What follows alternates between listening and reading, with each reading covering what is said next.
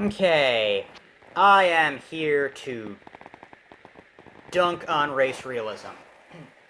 I'm not necessarily a scientist, but I can still dunk on some stupid shit that people say. So, this idea, right, that certain groups of people are simply objectively smarter than other groups, and oh, well, the argument that's made is, oh, well, I mean, look at all the other traits that people have that are different. Clearly it's just biology. Yeah, except that a lot of those traits are selected, right? So, oh, well, this group is taller. Okay, sure. Height doesn't necessarily have, I don't know, the advantages and disadvantages of height. Let's pick on something else. Let's pick on like muscle mass, right? Being bigger and stronger. You might think being bigger and stronger is always good.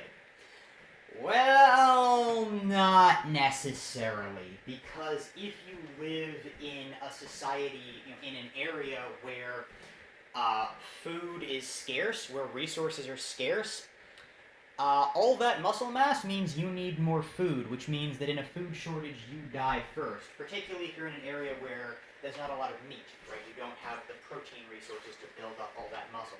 So some groups of people being smaller is actually a selective advantage. Um,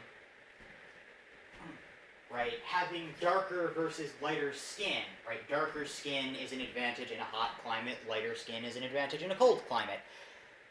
Where exactly is stupidity an advantage? In fact, where isn't it a disadvantage, right? Where would intelligence not be an advantage? Nowhere. Intelligence is basically the most useful trait that a person can have.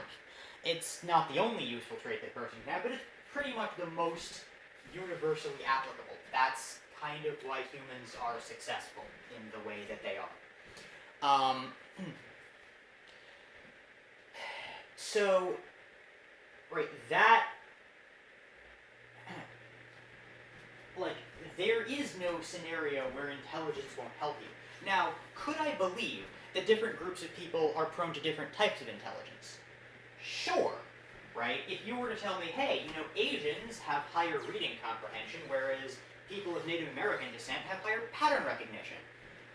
That would make sense because in East Asia, at least in China, your economic success for the past 2,000 years and change was based on your ability to memorize and comprehend things you'd read so you could pass a standardized test. I'm serious. Look it up.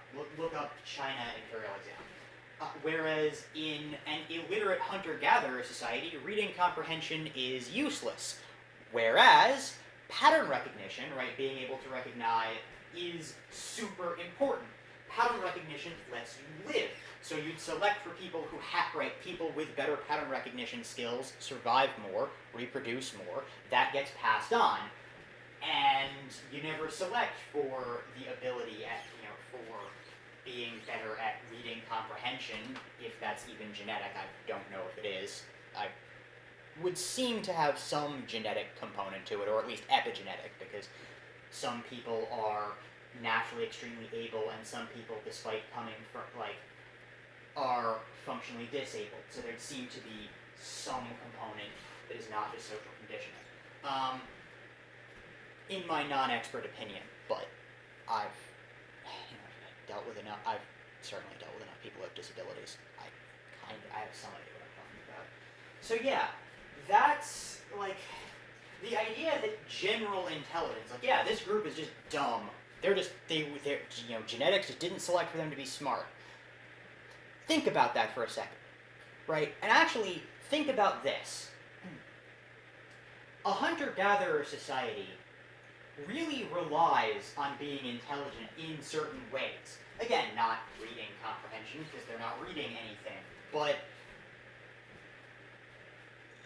there's a lot of problem solving on the fly. There's a lot of information that you have to, and it's still a lot of stuff you have to memorize.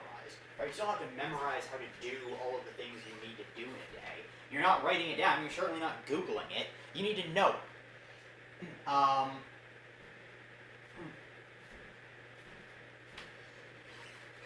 Right, compare, and the idea that, white people are just smarter. think about that for a second, because for most of history, most people in Europe were what? Peasant farmers. Peasant farmers do not require much intelligence. In fact, they barely require higher brain functions. Farming is something that a zombie could probably do. And by probably, I mean absolutely could do. Like, actual zombies, like, I know you're like, wait, actual zombies? Yes, like the actual African and Haitian, like, I mean, the idea of a zombie comes from a practice of essentially poisoning people that puts them in a coma and causes some form of brain damage, and they're used as essentially menial laborers for things like farm work, because you don't need to be intelligent to do that shit. Right, surviving in a society, right, if you're a sedentary peasant farmer, you're essentially a machine, you're a drone. Why exactly would people who are by and large acting as drones be collectively more intelligent? Unless this is something that is selected unless the selection for this is in... Now, of course, if it's epigenetic, if it's something that can be that can be changed very rapidly based on various pressures, then you'd have to say, okay, well, maybe some groups actually are, if this kind of intelligence is epigenetic, then yeah, maybe some groups actually do better.